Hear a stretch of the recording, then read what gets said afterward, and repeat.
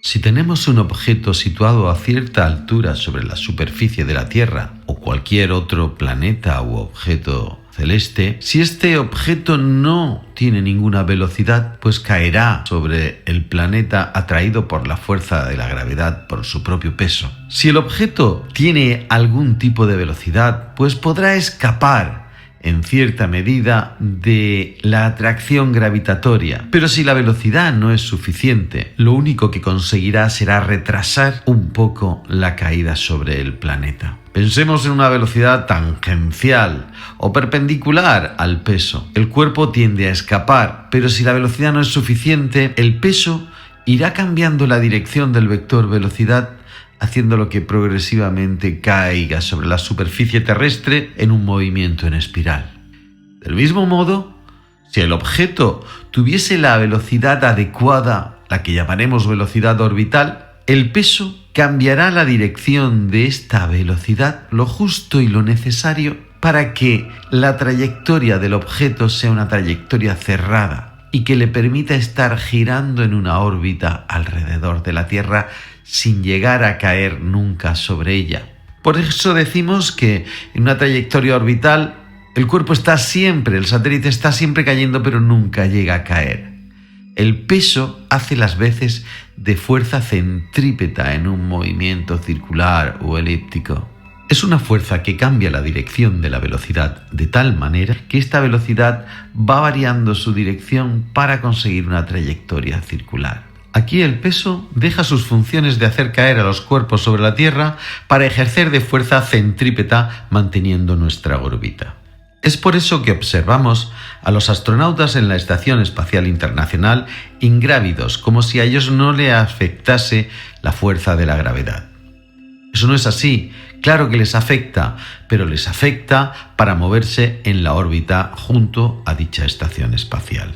Pero desde su punto de vista no inercial, él se observa en reposo y no cree que esté afectándole la gravedad. Es como si estamos en un ascensor en el que notamos nuestro peso, pero si el ascensor se descuelga, nos quedaremos flotando, porque tanto el ascensor como nosotros estamos en caída libre. Si no fuésemos conscientes de que estamos cayendo, observaríamos que simplemente flotamos en la cabina del ascensor. Nos sentiríamos ingrávidos. De hecho, un modo para que los astronautas experimenten la ingravidez es colocarlos en un avión, subirlos a gran altura y dejar el avión en caída libre. Así los astronautas experimentarán lo que es la ingravidez.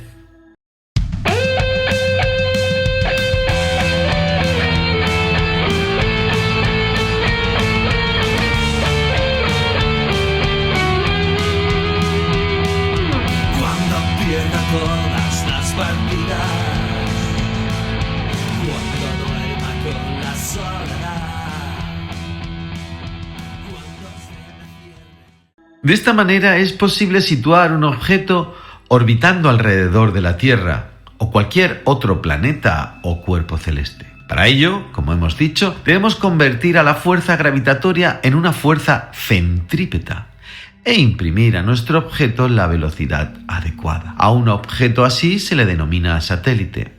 Los satélites cuentan con la ventaja de que describen trayectorias cerradas, que terminan donde empiezan. Como el campo gravitatorio es conservativo, no realiza trabajo alguno sobre las órbitas de un satélite. Teniendo en cuenta además que fuera de la atmósfera no hay rozamiento, pues podemos considerar que no tenemos gasto energético ni de combustible para mantener a nuestro satélite. Supongamos que el satélite orbita alrededor de la Tierra a una altura h sobre la superficie de la misma. En esta situación, el radio orbital será igual a la suma del radio terrestre más la altura sobre dicha superficie. Si suponemos el movimiento circular, este debe estar sometido a una aceleración normal. Si aplicamos la segunda ley de Newton, observamos que la fuerza es la masa por esa aceleración normal, que es la velocidad orbital al cuadrado dividido por el radio orbital, lo que nos proporciona una expresión que nos permite relacionar los distintos parámetros de la órbita de un satélite. Igualando la fuerza gravitatoria a la fuerza centrípeta, vemos que G por masa de la Tierra y masa del satélite dividido por el radio de la órbita al cuadrado es igual a la masa del satélite por la velocidad orbital dividido por el radio orbital. Aquí sí nos van varias cosas como es la masa del satélite y uno de los radios orbitales. Queda pues una expresión que es completamente independiente de la masa que posea el satélite. De dicha expresión se pueden derivar diversas magnitudes. Veamos a ver la primera. La velocidad orbital que debe tener un satélite para mantener su órbita de radio igual al radio de la Tierra más h es igual a la raíz cuadrada de la constante gravitatoria g por la masa de la Tierra dividido dicho radio orbital. La velocidad angular orbital pues la conseguiremos dividiendo dicha velocidad orbital entre el radio de la órbita, quedándonos una expresión que es la raíz cuadrada de la constante gravitatoria g por la masa de la Tierra dividido el radio orbital al cubo. La frecuencia orbital, que indicaría la cantidad de órbitas realizadas por unidad de tiempo, sería la velocidad angular orbital dividido por 2pi. Esto me da una expresión que es 1 partido por 2pi que multiplica a la raíz cuadrada de la constante gravitatoria g por la masa de la Tierra dividido el radio orbital al cubo.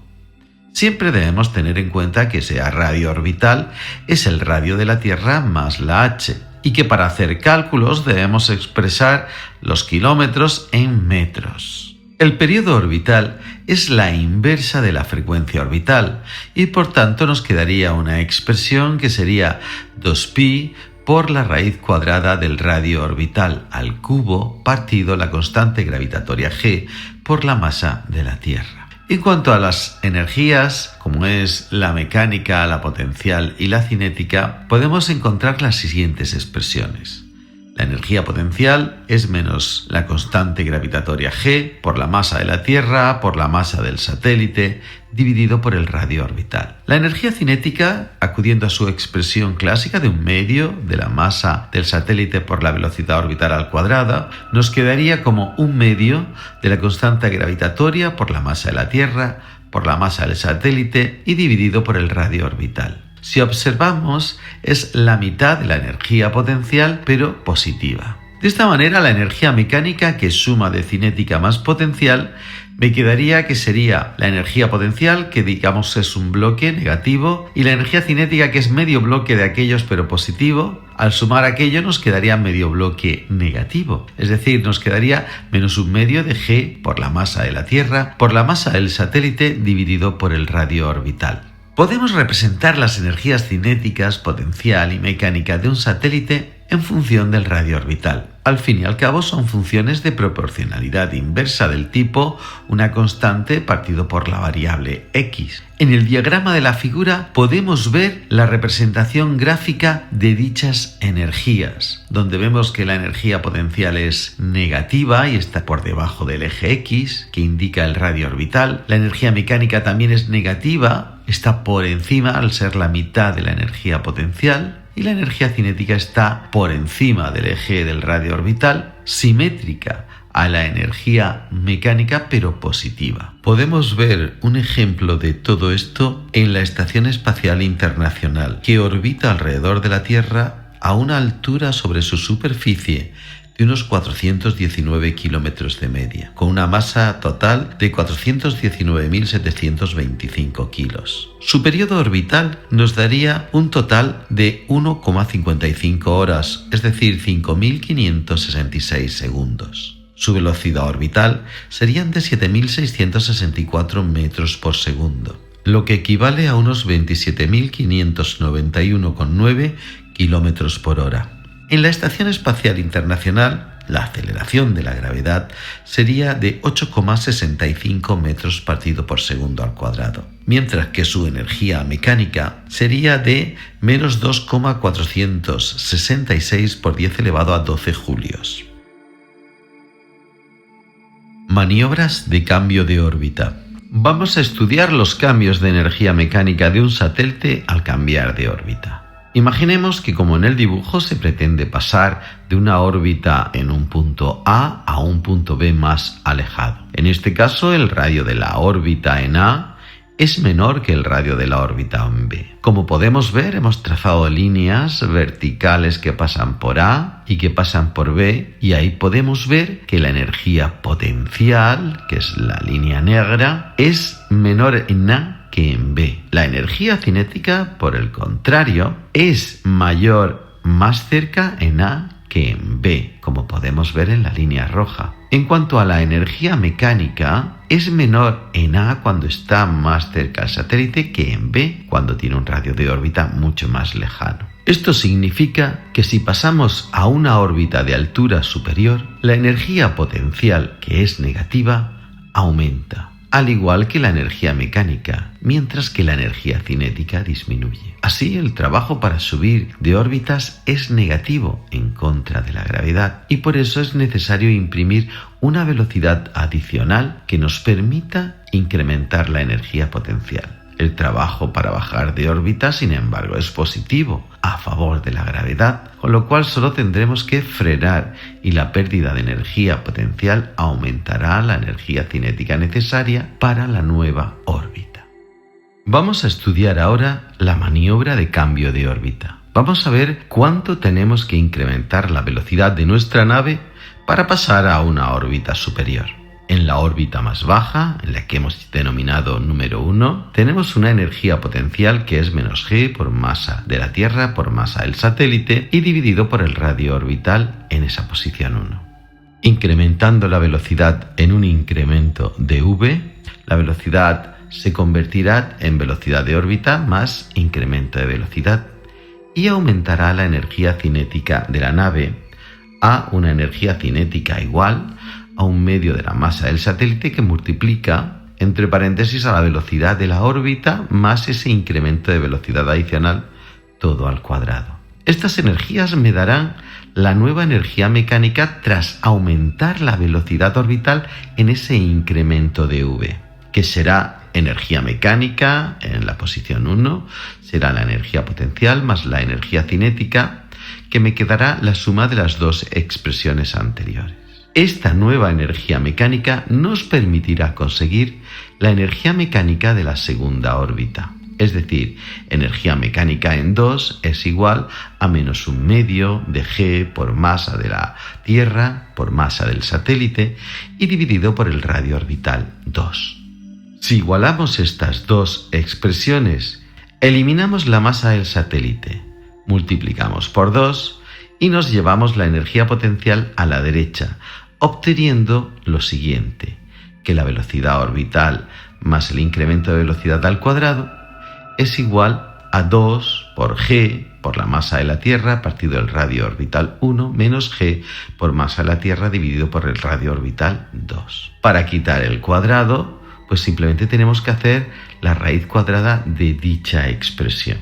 Así pues, obtenemos que el incremento necesario en la velocidad para subir a la órbita 2 será la raíz cuadrada de g por masa de la Tierra por el paréntesis de 2 partido el radio orbital en la órbita más baja menos 1 partido el radio orbital en la más alta. Toda esa raíz le tendremos que restar la velocidad orbital 1 en la órbita más baja. Esta expresión nos permite calcular el incremento de velocidad necesario para subir a una órbita superior. Del mismo modo, para bajar a una órbita inferior, debemos reducir la velocidad en una cantidad incremento de v, reduciendo así la energía mecánica por una reducción de la energía cinética. Nos quedaría, pues, que la energía mecánica con esta reducción de la velocidad, que sería menos g por masa de la Tierra, masa del satélite dividido por el radio orbital 2, más un medio de la masa del satélite por la velocidad orbital menos ese incremento de velocidad todo al cuadrado, sería igual a la energía mecánica en la órbita inferior, es decir, a menos un medio de g por masa de la Tierra, masa del satélite y radio orbital 1.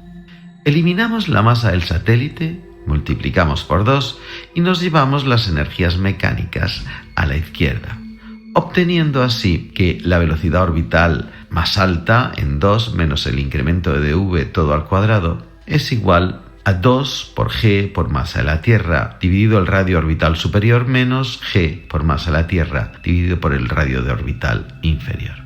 De esta manera podemos al final quitarnos el cuadrado haciendo raíz cuadrada en el segundo miembro y despejando el incremento de velocidad nos quedaría que ese incremento de velocidad sería igual a la velocidad orbital en la órbita más alta menos la raíz cuadrada de g por masa de la Tierra, que multiplicaría el paréntesis de 2 partido el radio de órbita superior en 2 menos 1 partido el radio de órbita inferior en 1. Esta expresión nos va a permitir calcular cuánto debemos reducir nuestra velocidad orbital para bajar a una órbita inferior. Veamos un ejemplo concreto. Pongamos que tenemos un satélite de unos 1000 kilogramos en una órbita de radio 7000 kilómetros y queremos subirla a una órbita de 7500 kilómetros. Si tenemos en cuenta las expresiones para la velocidad orbital, nos dará para la primera órbita, la de 7000 kilómetros, una velocidad de 7544 metros por segundo, aproximadamente unos 27.161 kilómetros por hora. Sin embargo, para la velocidad orbital del segundo satélite, a los 7.500 kilómetros, tendremos una velocidad orbital de 7.288 metros por segundo, lo que equivale a unos 26.230 kilómetros por hora. La energía mecánica del primero sería de menos 28.000 millones de julios, mientras que la del segundo sería de menos 26.000 millones de julios. Las energías cinéticas serían iguales, pero en positivo. La del primero sería de 28.000 millones de julios, mientras que la del segundo sería de 26.000 millones de julios. Como podemos ver, tienen el mismo valor que las energías mecánicas, pero con signo positivo. En cuanto a las energías potenciales, el primero tendría del orden de menos 57.000 millones de julios, mientras que el segundo tendría menos 53.000 millones de julios. Como podemos observar, son el doble que las mecánicas. Podemos hacernos una pregunta que es: ¿cuánto debe incrementarse la velocidad en órbita más baja para subir a la segunda órbita?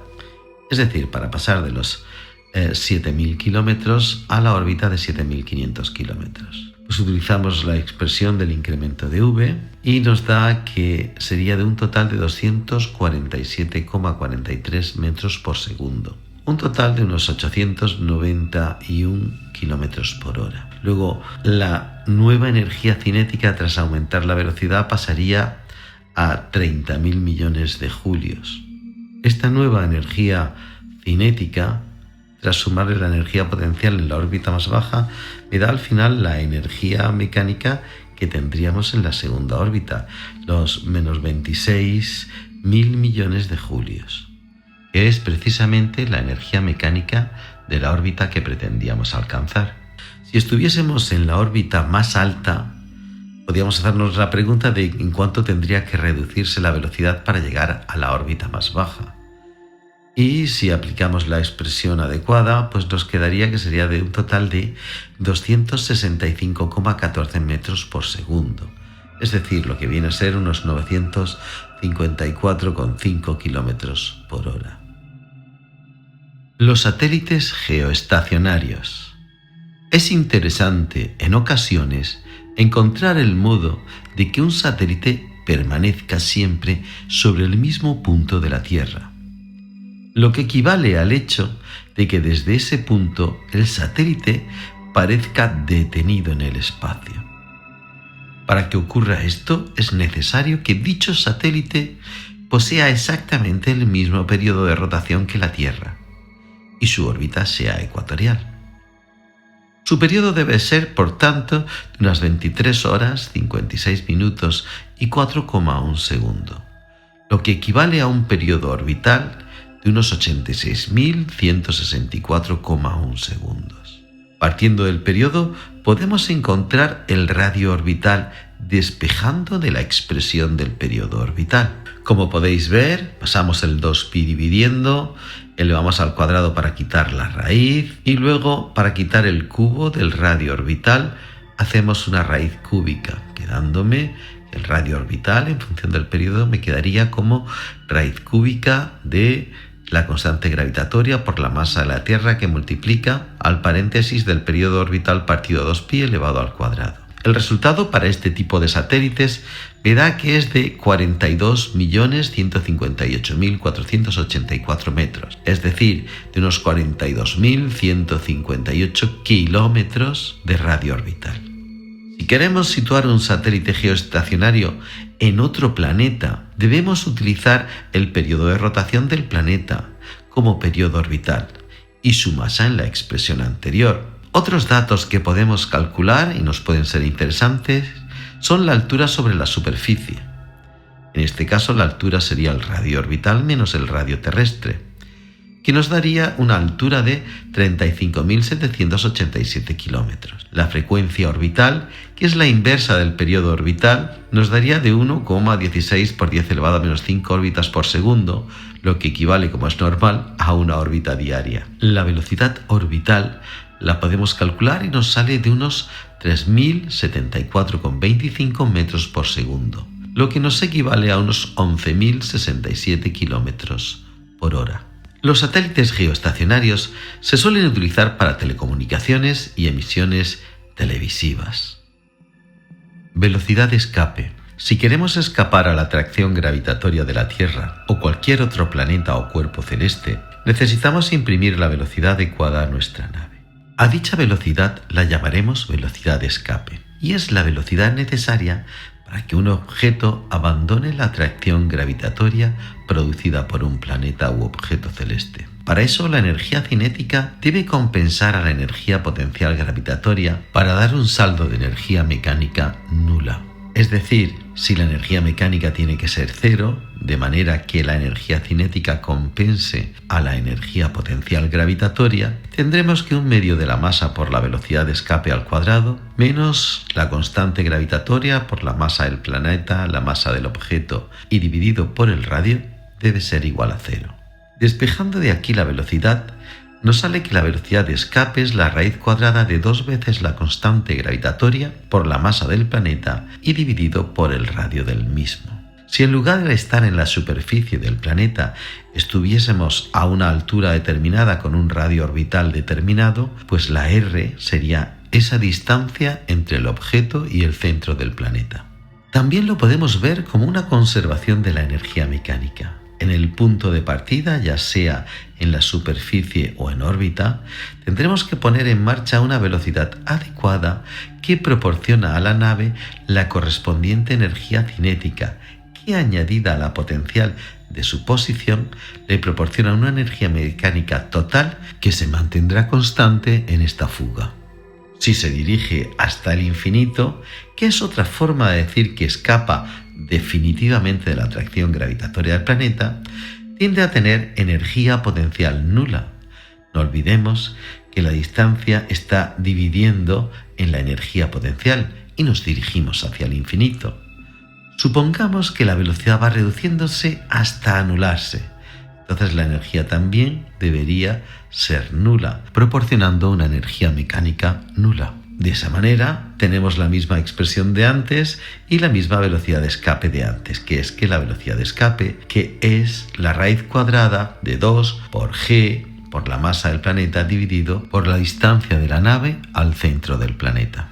Así pues, la velocidad para escapar de la superficie terrestre será de 11.189,86 metros por segundo, lo que nos da una velocidad de unos 40.283,5 kilómetros por hora.